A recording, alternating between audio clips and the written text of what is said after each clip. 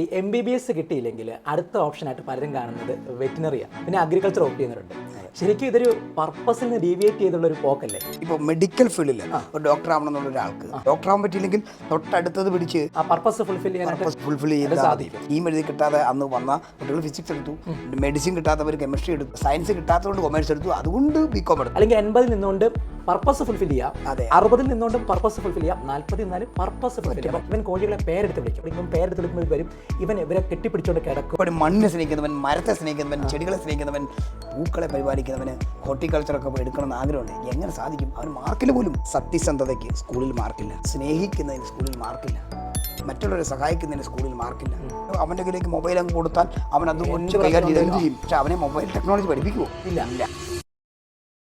Sir, അടുത്ത ചോദ്യം എന്നുള്ളതേ എല്ലാവരും ശ്രദ്ധിച്ചിട്ടുള്ള എന്നാൽ ആഴത്തിൽ ചിന്തിക്കേണ്ട ഒന്നാണ്.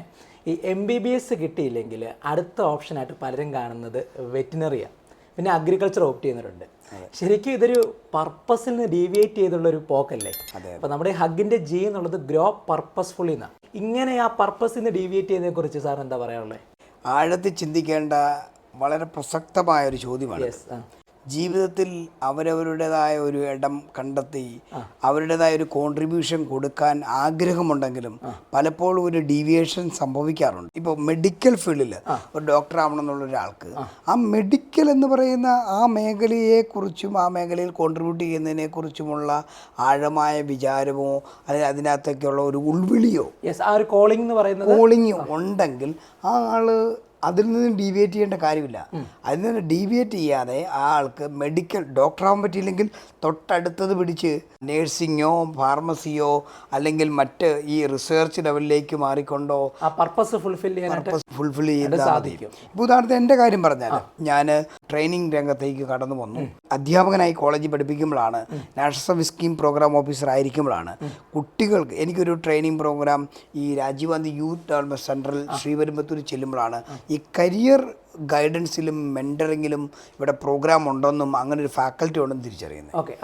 അതിൻ്റെ ആ മെൻറ്ററിങ്ങിൻ്റെ ഇഫക്റ്റ് എന്താണെന്ന് തിരിച്ചറിഞ്ഞ് കോളേജിൽ വന്ന പിള്ളേർക്ക് NSSലുള്ളവർക്ക് പല ഡിസിപ്ലിനുള്ളവരാണല്ലോ, അവരോട് ഓരോരുത്തരും ചോദിക്കുമ്പോഴാണ് മനസ്സിലാകുന്നത് അവരാരും പർപ്പസ്ഫുള്ളി അവിടെ ആ ഗ്രാജുവേഷൻ എടുക്കാൻ വന്നവരല്ല, പകരം ബൈ ചാൻസ് വന്നതാണ്.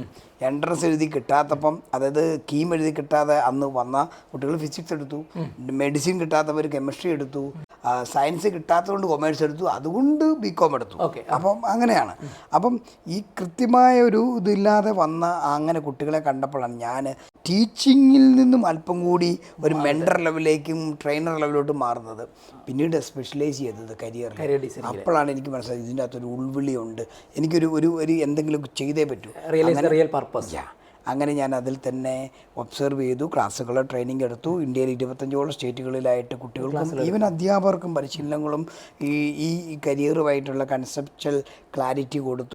പല സ്ഥാപനങ്ങൾ വിസിറ്റ് ചെയ്ത് പഠിച്ച് റെഗുലറായിട്ട് ഫോക്കസ് ചെയ്ത് ഞാൻ ഇതിൽ തന്നെ ഒരു റിസർച്ച് തന്നെ അധികം ആരും ചെയ്തിട്ടില്ല എന്ന് മനസ്സിലാക്കിയത് കൊണ്ട് തന്നെയാണ് MG യൂണിവേഴ്സിറ്റി ഡോക്ടറേറ്റ് എടുക്കുന്നത്. അപ്പോൾ അങ്ങനെ എടുക്കുമ്പോൾ എനിക്ക് പറയാനുള്ള സന്ദേശം കാണും, നമുക്ക് വേണമെങ്കിൽ ഏറ്റവും ഹയർ ലെവലിലേക്ക് വന്നില്ലെങ്കിലും തൊട്ട് താഴെയുള്ളൊരു ലെവലിൽ ഡോക്ടറേറ്റ് എടുക്കാൻ പറ്റിയില്ലേ പോലും തൊട്ട് നമുക്ക് പോസ്റ്റ് ഗ്രാജുവേഷൻ്റെ ബേസിൽ തന്നെ നമുക്ക് പറ്റാവുന്ന വേണം ചെയ്യാം. ഗൈഡാവാം, അതേപോലെ തന്നെ കൗൺസിലർ ആവാം, അങ്ങനെ ട്രെയിനറായിട്ടൊക്കെ നമുക്ക് നിന്ന് പറ്റുന്ന കോൺട്രിബ്യൂഷൻ കൊടുക്കാം. ഉൾവിളിയോടുകൂടി നമ്മുടെ ആ വിളി കാണും. ഇപ്പോൾ സാറിൻ്റെ പർപ്പസ് ആദ്യം കണ്ടുപിടിച്ചു, അതായത് സാറ് കുട്ടികളുടെ കരിയർ കൃത്യമായിട്ട് ഗൈഡ് ചെയ്യുക എന്നുള്ളതാണ്, അവരെ ഡിസൈൻ ചെയ്തെടുക്കുക എന്നുള്ളതാണ്. അതിനുവേണ്ടി സാർ ഓപ്റ്റ് ചെയ്ത് PhD ആണ്. ഒരു പക്ഷേ അതിന് കപ്പാസിറ്റി ഇല്ലാതെങ്കിൽ PG എടുത്തിട്ട് മേ ബി ഒരു കരിയർ ഗൈഡായിട്ട് നിന്നേനെ.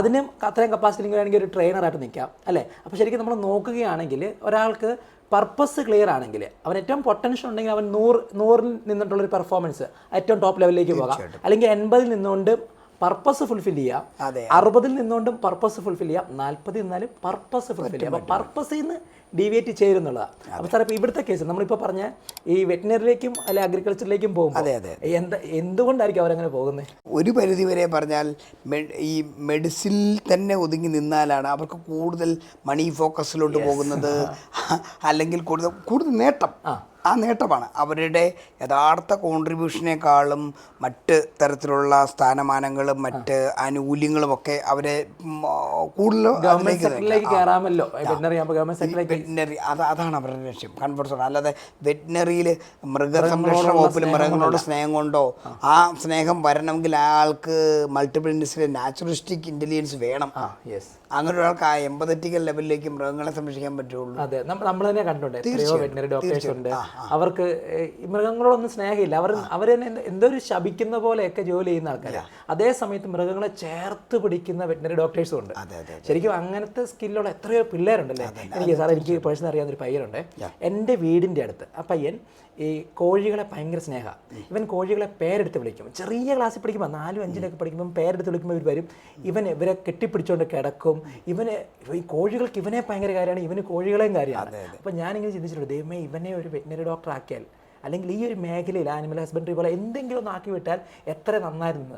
നിർഭാഗ്യവശാൽ അവരുടെ രക്ഷകർത്താക്കൾ ആ പയ്യനെ ഇതൊന്നും അല്ലാത്തൊരു മേഖലയെ വിട്ട് ഒന്നുമാകാതെ ഇന്ന് കോട്ടയത്ത് ഒരു കടയിൽ സെയിൽസിൽ 15,000 രൂപ ശമ്പളത്തിൽ. സാറ് ഈ പറഞ്ഞ പോലെ തന്നെ വൈകാരികമായ ഒരു പോയിന്റ് എനിക്ക് ഇതിനോട് ആഡ് ചെയ്ത് പറയാനുള്ളത്, ഈ പറഞ്ഞ ആ കഴിവുള്ള ആഗ്രഹമുള്ള സത്യം പറഞ്ഞ ജന്മം കൊണ്ട് ആ കൊച്ച് ഒരു മൃഗ ഡോക്ടർ ആവണമെന്ന് ആഗ്രഹിക്കുന്നത്, ആ മലയാളത്തിൽ പറയുമ്പോൾ അതിനൊരു ഗമയില്ല, വെറ്റിനറി ഡോക്ടർ എന്നൊക്കെ പറയുമ്പോൾ ഒരു പഞ്ചുണ്ട്. അപ്പോൾ ഈ കൊച്ച് തൻ്റെ എൻ്റെ പെറ്റ് ആനിമൽസിനെയൊക്കെ വളർത്തി സ്നേഹിച്ച് ആ കുട്ടിക്ക് വേണ്ടത് അങ്ങനെയുള്ള രോഗം വരുന്ന മൃഗങ്ങളെ സംരക്ഷിക്കണമെന്നാണ്. പക്ഷെ നമ്മുടെ നാട്ടിൽ ഏറ്റവും വലിയ കഷ്ടം എന്ന് പറയുന്നത്, ഒരു വെറ്റിനറി ഡോക്ടർ ആവണമെങ്കിൽ ആ കുഞ്ഞിന് ഈ നീറ്റ് ക്ലിയർ ചെയ്യണം. നീറ്റ് എന്ന് പറയുന്ന ആ എൻട്രൻസ് ഈ കുഞ്ഞിൻ്റെ ഈ ഒരു കഴിവ്, ഇവൻ്റെ എമ്പതറ്റിക്കൽ കഴിവ് മനസ്സിലാക്കിയിട്ടാണോ എന്ന് എനിക്ക് വലിയ സംശയമുണ്ട്. സംശയമില്ലാതെ പ്രൂവ് ചെയ്ത് കൊടുക്കാൻ പറ്റും. പകരം ഫിസിക്സിന് മാർക്ക് സ്കോർ ഇല്ലെങ്കിൽ, അവന് 600-നടുത്ത് സ്കോർ ഇല്ലെങ്കിൽ വെറ്റിനറി സയൻസ് കിട്ടിയാലോ സാറേ. പക്ഷേ അവനുണ്ടല്ലോ ഒരു 300 സ്കോർ ചെയ്യുന്ന, നീറ്റിൻ്റെ അകത്ത് സ്കോർ ചെയ്യുന്ന കുട്ടിയും ആയിരിക്കും ചിലപ്പോൾ ഏറ്റവും മികച്ച വെറ്റിനറി ഡോക്ടർ ആകാൻ കഴിവുള്ളവൻ. നിർഭാഗ്യവശാൽ നമ്മൾ മുമ്പേ പറഞ്ഞ MBBS കിട്ടാത്ത ആൾക്കാർ അവിടെ കയറി വിൽക്കുന്നുണ്ട്. ഇവരുടെ അവസരം ഇല്ലാതെ സത്യം ഇത് തന്നെയാണ് അഗ്രികൾച്ചർ മേഖലയിൽ സംഭവിച്ചിരിക്കുന്നത്. നമ്മുടെ നാട്ടിലെ കഴിഞ്ഞൊരു വീഡിയോയിൽ സൂചിപ്പിച്ചതാണെങ്കിൽ ഇപ്പോഴും എനിക്കിത് ഇതിൻ്റെ കണക്ഷൻ വന്നപ്പോൾ പറയുവാണ്. അതായത് അഗ്രികൾച്ചർ മേഖലയിൽ പഠിക്കുന്ന കുട്ടികളും നീറ്റിൻ്റെ സ്കോറും അതേപോലെ തന്നെ അക്കാഡമിക് എക്സലൻസും കൊണ്ടാണ് വരുന്നത്. ഈ അക്കാഡമിക് എക്സലൻസുകാരനെ കഴിഞ്ഞ് ശരാശരിക്കാരനാണ് അഗ്രികൾച്ചർ മേഖലയിൽ സാധാരണ കർഷകൻ്റെ മക്കൾക്ക് മണ്ണിപ്പണി, മണ്ണിനെ സ്നേഹിക്കുന്നവൻ, മരത്തെ സ്നേഹിക്കുന്നവൻ, ചെടികളെ സ്നേഹിക്കുന്നവൻ, പൂക്കളെ പരിപാലിക്കുന്നവന് ഹോർട്ടിക്കൾച്ചറൊക്കെ എടുക്കണമെന്ന് ആഗ്രഹമുണ്ട്. എങ്ങനെ സാധിക്കും? അവന് മാർക്കില്ല എന്നുള്ള ഒറ്റ കാരണത്താൽ ആ കുഞ്ഞിൻ്റെ കഴിവുകൾക്ക് ഒരു വിലയില്ല. അല്ലേ തന്നെ സ്കൂൾ സിസ്റ്റത്തിൽ ഒരു കാര്യം ഓർത്തേ, ഇത് ഞാൻ പല അധ്യാപകരോടും പറയുന്നതാണ്, സത്യസന്ധതയ്ക്ക് സ്കൂളിൽ മാർക്കില്ല, സ്നേഹിക്കുന്നതിന് സ്കൂളിൽ മാർക്കില്ല, മറ്റുള്ളവരെ സഹായിക്കുന്നതിന് സ്കൂളിൽ മാർക്കില്ല, അസൈൻമെൻറ്റുകൾക്ക് ഒക്കെ വെക്കുന്നതിന് ചിലപ്പോൾ ഇൻറ്റേർണൽ മാർക്ക് കാണും. ആ ഇൻറ്റേർണൽ മാർക്കിലും ഈ ഓണസ്റ്റിക്ക് എവിടെ മാർക്ക്, ആത്മാർത്ഥതയ്ക്ക് എവിടെ മാർക്ക്? അപ്പം നമ്മളെല്ലാവരോടും പറയും നല്ല സ്വഭാവം വേണം, സൽസ്വഭാവം വേണമെന്ന്.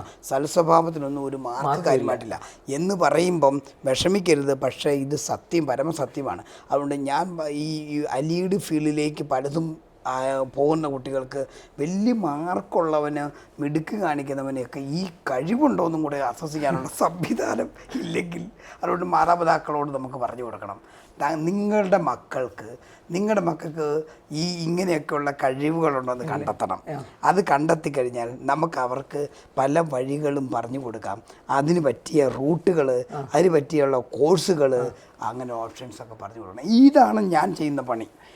ഇങ്ങനെ അവരെ പർപ്പസ്ഫുള്ളി അവരാവേണ്ടതിലേക്ക് എത്തേണ്ടടുത്ത്. അതുപോലെ തന്നെ നന്നായിട്ട് ടെക്നിക്കൽ സ്കില്ല്, മൊബൈൽ ഫോൺ നന്നായിട്ട് എന്ത് ചെയ്യണം, റിപ്പയർ ചെയ്യാൻ അറിയാവുന്ന കുട്ടികൾ. ചില പേരൻസ് പറയാറുണ്ട്, സാറേ അവൻ്റെ കയ്യിലേക്ക് മൊബൈൽ അങ്ങ് കൊടുത്താൽ അവൻ അത് കൊച്ചു കൈകാര്യം ചെയ്ത് എന്ത് ചെയ്യും? പക്ഷെ അവനെ മൊബൈൽ ടെക്നോളജി പഠിപ്പിക്കുമോ? ഇല്ല. അതിന് ചെറിയ കോഴ്സ്. മറ്റൊന്നാണ് സാറേ ഗെയിം. പബ്ജി കളിക്കുന്നു, ഫ്രീ ഫയർ കളിക്കുന്നു, ഭയങ്കര അതിൻ്റെ അകത്ത് അഗ്രഗണ്യനാണ്. അവനെ ഗെയിം ഡെവലപ്പർ എന്ന് വെച്ചാൽ കോഴ്സിലോട്ട് വിടുന്നില്ല. അവൻ ചിലപ്പോൾ നല്ല കിടിലൻ ആപ്പ് ഡെവലപ്പ് ചെയ്യാൻ കഴിവുള്ളവനായിരിക്കും. അപ്പം ഈ പർപ്പസ്ഫുള്ളി അവനിൽ ദൈവം അല്ലെങ്കിൽ അവനിൽ ഉള്ളിലുള്ള ഉറങ്ങിക്കിടക്കുന്ന കഴിവുകളെ കണ്ടെത്താനുള്ള ഒരു വഴി കണ്ടെത്താൻ ആദ്യം ഭൂമിയിലെ കാണപ്പെടുന്ന ദൈവങ്ങളായ മാതാപിതാക്കൾക്ക് ഒബ്സർവേഷൻ സ്കില്ലുണ്ടാവുകയും അവർക്കത് കുറവുണ്ടെങ്കിൽ അവർ മറ്റുള്ളവർക്ക് അത് ഉണ്ടെങ്കിൽ അവരത് കണ്ടെത്തി കൊടുക്കുന്നുണ്ടെങ്കിൽ ആ വഴിയിലൂടെ മക്കളെ വളർത്താൻ തയ്യാറാവുകയാണെങ്കിൽ ഒരു നേർവഴി എന്ന് വേണം നമുക്ക് പറയാം. ഈ ഒരു നേർവഴി ഇവിടെ കരിയറിൽ വേണ്ടത് ഒരു നേർവഴി തെളിക്കലാണ് വേണ്ടത്. ഈ നേർവഴി എന്താണെന്ന് നമ്മൾക്ക് കണ്ടെത്താനുള്ള ഒരു അന്വേഷണമാണ് ഇവിടെ ആവശ്യം. അത് വിദ്യാഭ്യാസ മേഖലയിലുള്ളവരും ഈ രാഷ്ട്രീയ മേഖലയിലുള്ളവരും നമ്മളെ ഭരിക്കുന്നവർക്കും എല്ലാവർക്കും ആ കരുതൽ വേണം. ഇവിടുത്തെ ഞാൻ പറയുന്ന സെൽഫ് ഗവേണിങ്, ലോക്കൽ സെൽഫ് ഗവേണിങ്ങിൽ അങ്ങനെ ഒരു ഓഫീസറെ തന്നെ നമ്മുടെ ഒരു ഗ്രാമപ്രദേശങ്ങളിൽ എത്തണം. നമ്മുടെ നാട്ടിലെ മക്കൾ എങ്ങോട്ടാ പോകുന്നത്, എന്തിനാ പോകുന്നത്? അവൻ നാട്ടിലൊരു ട്രെൻഡ് സെറ്റ് ചുമ്മാ ഈ മരത്തേലും പോസ്റ്ററേലും ഒക്കെ വെച്ചിരിക്കുന്ന പ്രൈവറ്റ് സ്ഥാപനങ്ങളുടെ ചില ആട് കണ്ട് കുട്ടികളെ ഇങ്ങനെ മാടി വിളിക്കുന്നത് മാത്രമാകരുത്. ഇപ്പോഴും എല്ലാവരും ആ ഗോളിയല്ലേ ഫോക്കസ്ഡ് ആകുന്നുള്ളൂ. എൻ്റെ മകന് ജോലി കിട്ടി, ഡോക്ടർ ആയാൽ, അവൻ എഞ്ചിനീയർ ആയാൽ, ഗവൺമെൻറ് എംപ്ലോയി ആയാൽ രക്ഷപ്പെട്ടു, അതിനുശേഷം എന്ത് ചെയ്യുന്നു എന്നുള്ളതിനെ കുറിച്ച് ഫോക്കസ്ഡ് ആകുന്നില്ല. അതുകൊണ്ട് സമൂഹത്തിൽ നന്മ ഉണ്ടാകാത്ത ഈ പർപ്പസ് ഫോക്കസ്ഡ് ആകുന്നില്ല. ഇപ്പോഴും പർപ്പസ് പലർക്കും ക്ലിയർ അല്ല. ഇപ്പോൾ ഞാൻ മുതിർന്ന പല വ്യക്തികൾക്ക് ഈ ട്രെയിനിങ് എടുക്കുമ്പോൾ വാട്ട് ഈസ് യുവർ പർപ്പസ്? പർപ്പസോ പെൻഷൻ പറ്റണം, ഇതൊക്കെയുള്ളു. അപ്പം അവിടെ സാർ നമ്മളിപ്പോൾ ഇപ്പോൾ പറഞ്ഞൊരു കൺക്ലൂഷനായിട്ട് പറയുകയാണെങ്കിൽ ഇപ്പോൾ ഈ പറഞ്ഞ മണി മേക്കിങ്ങിന് വേണ്ടിയിട്ട് വരുന്നൊരു വലിയ വിഭാഗം ആൾക്കാർ അവരിവിടുത്തെ ജൈൻസാണ്. അവരെ നമുക്ക് പ്രത്യേകിച്ചൊന്നും ചെയ്യാൻ പറ്റത്തില്ല. പക്ഷേ കഴിവുകൊണ്ട് കയറി വരേണ്ട കുറേ കുട്ടികൾ, നമ്മൾ മുമ്പേ പറഞ്ഞ മൃഗങ്ങളെ സ്നേഹിക്കുന്ന, മനുഷ്യനെ സ്നേഹിക്കുന്ന, അവരുടെ പർപ്പസ് കണ്ടെത്തിയിട്ട് ആ പർപ്പസിലേക്ക് എത്തിക്കാൻ സഹായിക്കുക. ശരിക്കും നമ്മുടെ ഹഗ്ഗിൻ്റെ ഒരു മിഷൻ തന്നെ അതാണ്. Thank you. അതുകൊണ്ട് തന്നെയാണ് സാറിനെ കൊണ്ട് അവരെ കൊണ്ട് അസസ് ചെയ്യിച്ചിട്ട് നമ്മൾ കൃത്യമായിട്ട് ഗൈഡ് ചെയ്ത് ഈ എത്തേണ്ട തലത്തിലേക്ക് കുട്ടികൾക്ക് എത്താൻ പറ്റിയാൽ അവർ ലൈഫിൽ ഹാപ്പി ആവും. ഞാൻ ചെയ്തിട്ടുള്ള കുട്ടികളെയൊക്കെ എനിക്ക് വളരെ സന്തോഷം തോന്നുന്നുണ്ട്. അവരുടെ മാതാപിതാക്കളും ആ മക്കളും ശരിക്കും അതിൻ്റെ ആ സെഷനിൽ ഇരുന്നതും അതിനുശേഷം അറ്റൻഡ് ചെയ്തിട്ട് ഈ ഡിസിഷൻ എടുക്കാൻ വേണ്ടിയിട്ട് അവർക്ക് കഴിഞ്ഞപ്പോൾ ഉണ്ടാകുന്ന ആത്മസംതൃപ്തി, അതാണ് സാറേ ഈ പ്രൊഫഷൻ്റെ നമുക്ക് കിട്ടുന്ന ഏറ്റവും വലിയ ഒരു അവാർഡും റിവാർഡ്. പത്മഭൂഷണെ കഴിഞ്ഞും വലിയ വിലയുണ്ടതിന്. തീർച്ചയായും. കാരണം ഒരു കുട്ടിയുടെ ജീവിതമാണ്, അതെ, ഒരു കുടുംബം മാറുന്നത്, ഒരു നാടാണ് മാറുന്നത്. അപ്പോൾ അതുകൊണ്ട് തന്നെ അതൊരു ഏറ്റവും വലിയൊരു പ്രാർത്ഥന തന്നെയാണ്. സാർ അന്ന് ആദ്യം പറഞ്ഞ വാചകമുണ്ടല്ലോ, ഓരോ MIT ടെസ്റ്റുകളും സാർ ഒരു പ്രാർത്ഥനയായിട്ടാണ് കൊണ്ടുപോകുന്നത്. അതാണ് അവിടെ സംഭവിക്കുന്നത്. യെസ്. അപ്പോൾ ആ യാത്ര നമ്മൾ കണ്ടിന്യൂ ചെയ്യുകയാണ്. തീർച്ചയായിട്ടും. ശരിക്കും നമ്മൾ ഇതുവരെ മൾട്ടിപ്പിൾ ഇൻ്റലിജൻസ് ടെസ്റ്റിനെ കുറിച്ച് പറയുമ്പോൾ യുണീക്നെസ്സിൻ്റെ പ്രാധാന്യമാണ് പറഞ്ഞുകൊണ്ടിരുന്നത്. അതായത് പാഷൻ്റെ പ്രാധാന്യം. പാഷനപ്പുറം ഒരു കാര്യം കൂടി ഉണ്ട്, പർപ്പസ്. നമ്മുടെ ഹഗ്ഗിൻ്റെ G എന്ന് പറയുന്നത് ഗ്രോ പർപ്പസ്ഫുള്ളി എന്നാണ്. പർപ്പസ് കണ്ടെത്താൻ സാധിച്ചാൽ അതിന് കൃത്യമായിട്ടുള്ള ഗോള് അല്ലെങ്കിൽ അതിനുവേണ്ടിയുള്ളൊരു വേ നമുക്ക് കണ്ടെത്താൻ പറ്റും.